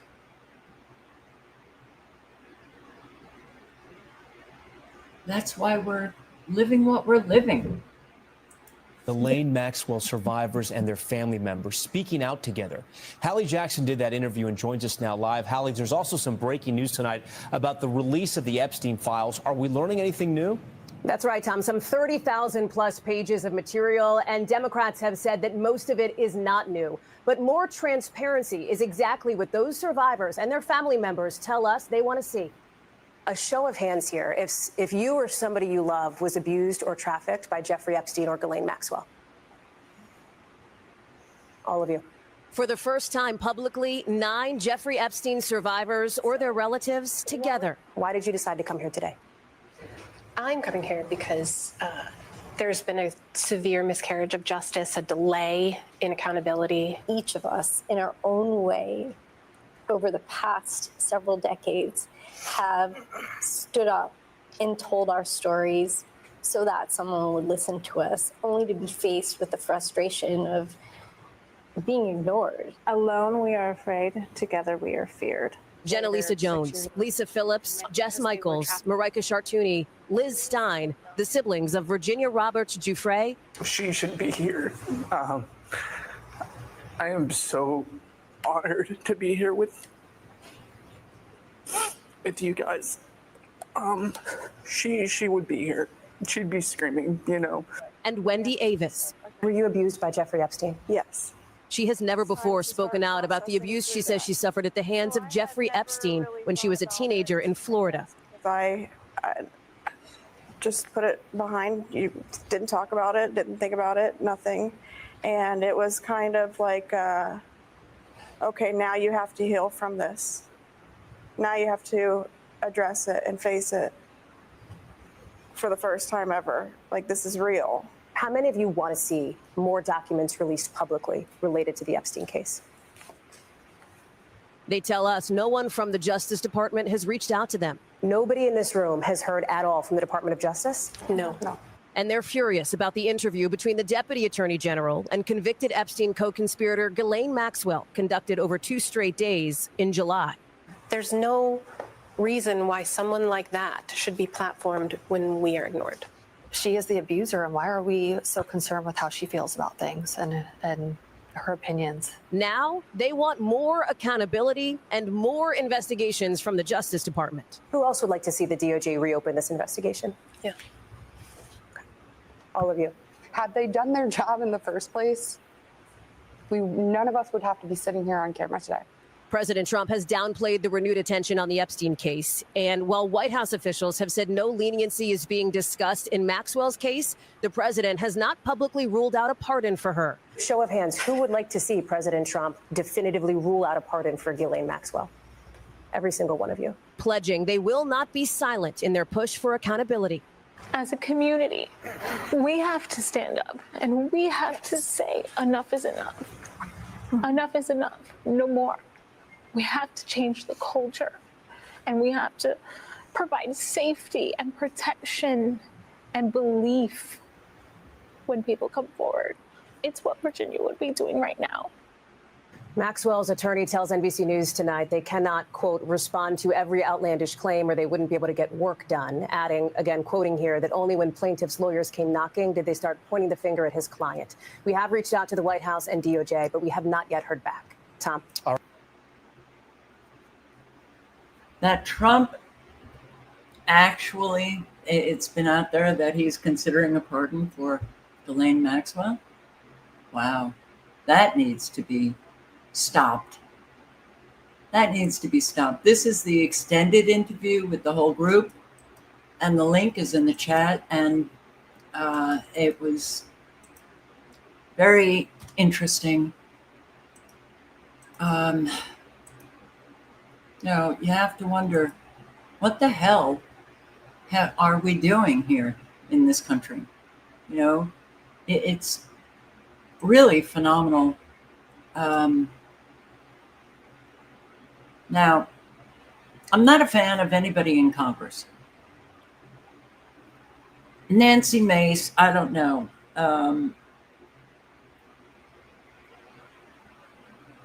But if you have been a survivor yourself of any kind of sexual abuse, listening to others, especially if it's recent abuse, it will trigger an awful lot of emotions, as it has me, and I'm sure a whole lot all over the world. So people are,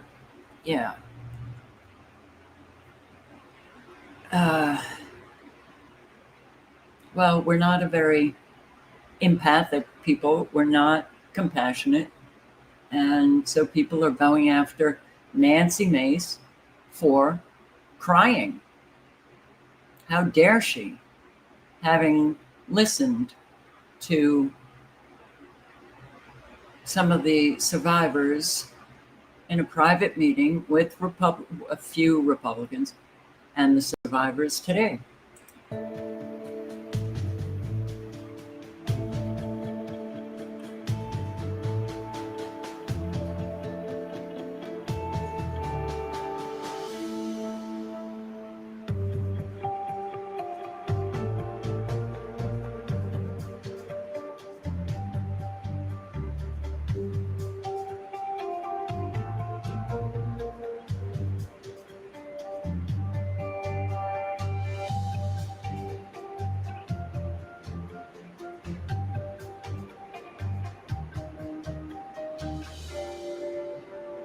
Good afternoon, everyone. We just spent more than 2 hours with 6 of the Epstein victims, some of the bravest women I've ever met.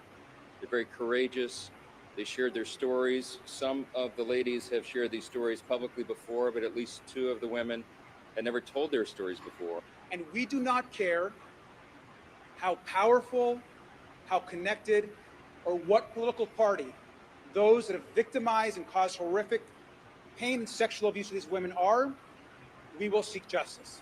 We subpoenaed 6 former attorneys general, as well as Bill Clinton and Hillary Clinton.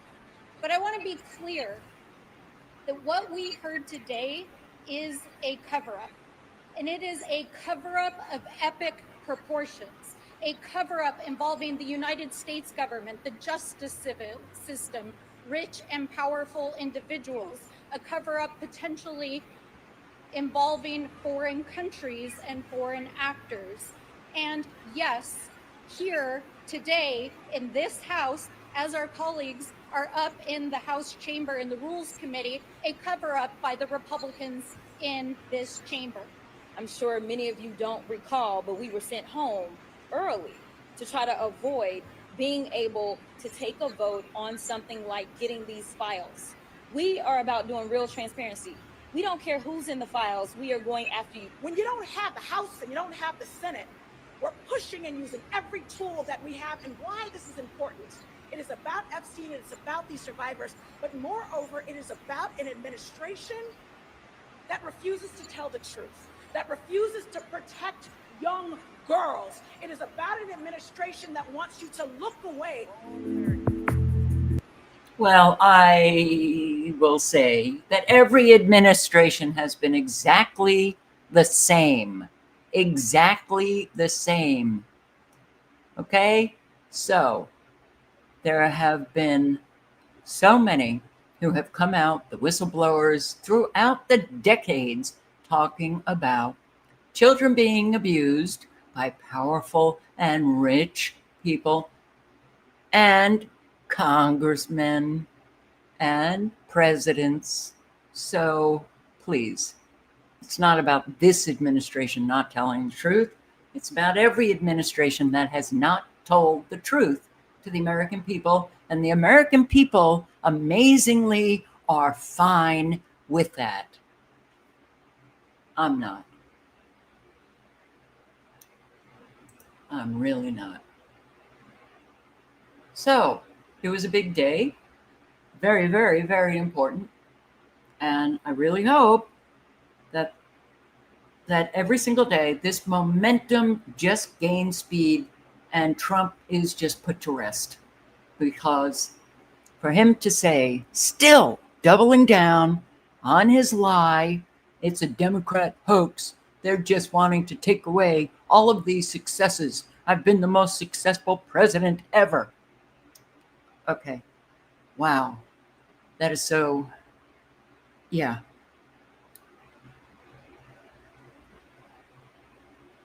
It's what I don't know what to say, but Americans, you need to get on the right side, man.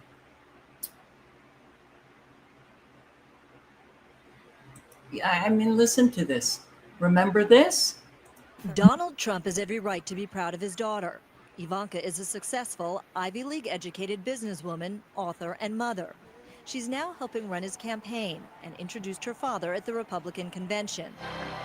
Yet at times, his fatherly praise is downright cringeworthy, like on The View in 2006. I said that if Ivanka weren't my daughter, perhaps I'd be dating her. You know? Oh, it's so weird. Stop. You know what? You are sick. Far from protecting his daughter from being talked about as a sex object, he has encouraged it multiple times.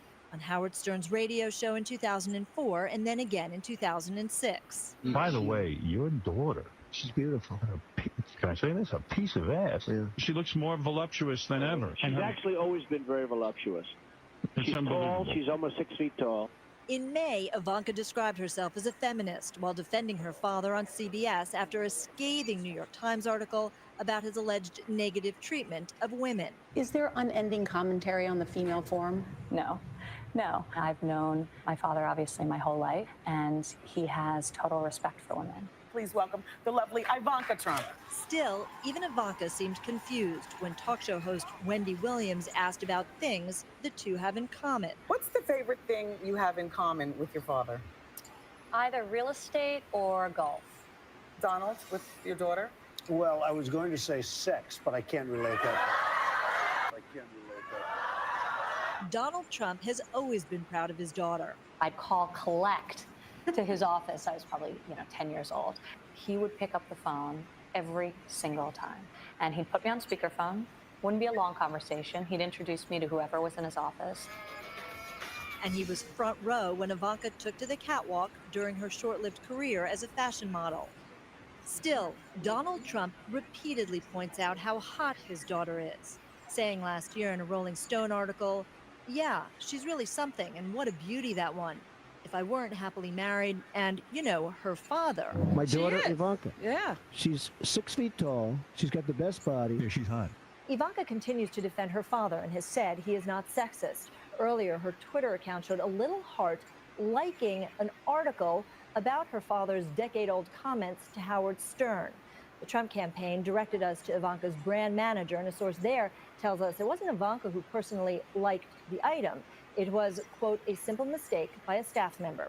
CNN has reached out to the Trump campaign for a response about the comments themselves. Now, did any of you see this? This is Epstein's niece. I only listened to like the first minute, but I thought I would play it and we can all listen to it together. This is Epstein's niece. She's got a lot to say. My name is Anna, or Anya Wick. Changed from Anna Petrova when I was briefly married. Changed from Owen Theodore Epstein when I transitioned back to female. Changed from my birth name, Anya Beth Epstein, when I transitioned from female to male. I'll come back to that later. I want to talk about Justin, Diddy, and Blink Twice as conversations I've been seeing relate to my personal experiences. These are experiences I've been wanting to speak on for a while now, and I've been pretty terrified of retaliation like my uncle faced, or repercussions of general disbelief, but it doesn't matter. When I spoke to the FBI a couple of years ago, they interviewed my perpetrators, who, of course, denied their actions, and the case was dropped. I'm tired of it weighing on me. It's had me sick, and these conversations are happening right now. So, I believe that Justin was passed around, that it's perfectly normal in the industry. I believe Diddy's guilty, and that he is maybe being a scapegoat of sorts to keep attention away from the bigger picture. And I think that Blink Twice is a metaphor for human trafficking that is actually aided by LSD. I know they did MDMA in the film, but like the perfume that makes people forget, the venom that helps them remember, it's all very parallel to the effects that LSD alone had on me while I was growing up getting passed around at orgies as a sex slave. I had amnesia, like a split mind for the majority of my life. That was the point of the acid. Everything that I experienced on it was blocked out completely. And I only remembered the circumstances I was trapped in when the drug had already kicked in. So what happened is my family would dose me and rape me with their friends and relatives. Always, by the time I was high, it was impossible for me to run. And by the time the drug wore off, I would have forgotten everything. Now, this started in infancy and slowed down and finally stopped when I began taking testosterone in 2015. I had to de-sex myself. My memories began resurfacing and finally sticking in 2020, at which point my healing started to begin. Sometimes it was just my father. Usually it was both my parents and my brothers at an isolated cabin they had purchased. Often it was with the extended family we had in town, and sometimes it was at these massive parties on vacation. I would be told we were going to a family reunion or one of my father's work functions. They would give me something special to drink. I'd get ogled by a bunch of old men, sometimes introduced to various people as my siblings. I would initially enjoy myself, kind of. And then I recognized the effects on my body that were so familiar. Memories would start to come back, and the horror set in before I'd get raped. I'd usually be mostly unconscious for these assaults and not come to until we had left the affair or the morning after packing up.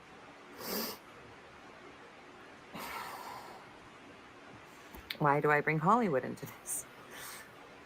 At the orgy I remember best, at Aspen in late spring of 2007, I was introduced to Jeffrey Epstein, Harvey Weinstein, Larry David as my uncles before the assaults began. When I came to, rope bound in a hotel room at the lodge, Larry was still orally penetrating me. My mother apologized to him, told him he had to stop. He complimented her for how well she trained me. I couldn't move or scream, and she mocked me for trying. There are several other people I've met throughout my life, but that is the event I remember most clearly, which takes me back to Justin and Blink Twice and gossip about this happening in Hollywood. It is my wish for the public to become aware of what has been happening right in front of their faces, and for children today to become freed from the abuse that I believe they are still experiencing. I can go more in depth on my story, but it isn't about me. Violent abusers are being lauded as public figures and gifted fortunes and power. And while my past remains secret, whether or not anyone will ever verify it, I cannot feel at peace with myself. I'll answer questions anyone may have if anyone pays attention to this. And thank you for watching and listening.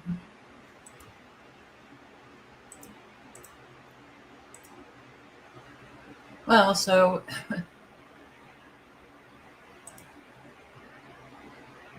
there are so many people who live horrific lives, and so many don't believe them. That's unfortunate. That allows the perpetrators to keep on perpetrating. Don't you think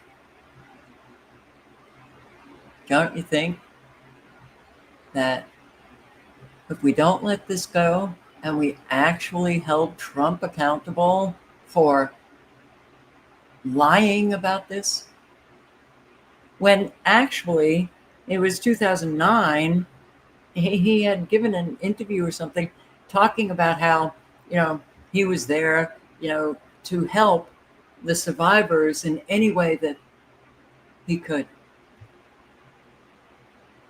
But now we listen to him lie. What are we doing as people? Have we bought what these sick, psychopathic, subhuman things think of us? Have we bought that we are completely irrelevant and just need to be continually demoralized, demeaned, held in contempt by them as they destroy our lives? Is that really what we're about?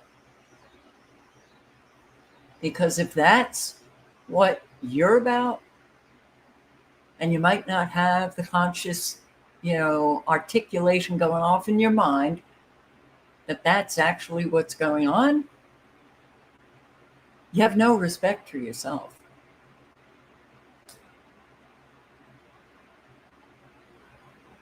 And therefore, you can't respect anybody else. The mind can do pretty intense things in terms of deceiving your own self into thinking that you're good. When really, if you, did a recap of your life, where is it? Where has it manifested? We need to hold people accountable to become a healthy society, to become civilized. We think of the Western people as civilized. We couldn't be more wrong.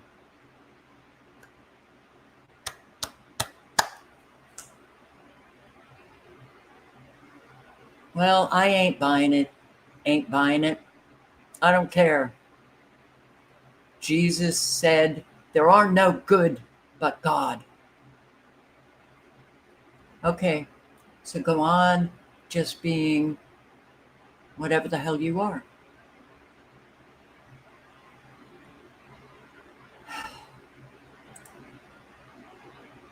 There's so few of them. There's so many of us. If we could only get in touch with the power that is within us, that we've buried, we've allowed, we've been indoctrinated, socially engineered to bury our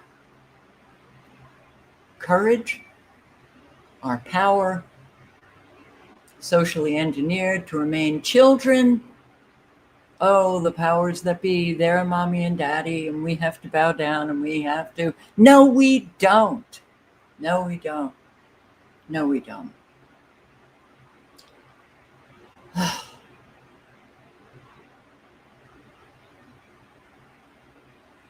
I dislike this lady very much. She's a nut. I don't know, Rods, are you talking about me? Are you talking about Epstein's niece?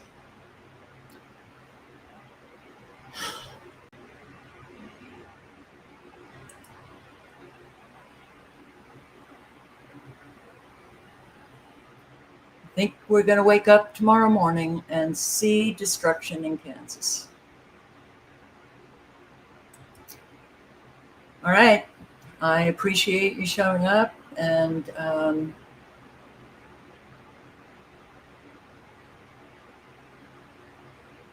sorry, but the savior you're waiting for is you. It's you. So I'm not alone in that, but my God.